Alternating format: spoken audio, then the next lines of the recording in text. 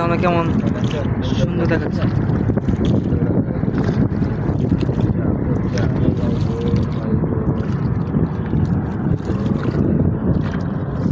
এই যে গেল ঢেউটা, কি ভাই? ঢেউ ঢেউ।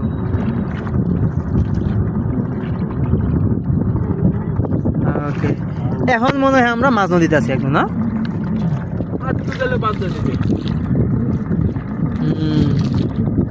যেমন এই যেটা, এই নৌকাটা ইয়া গেল, জাহাজটা গেল, এই তো ভালোবাসি জাহাজ।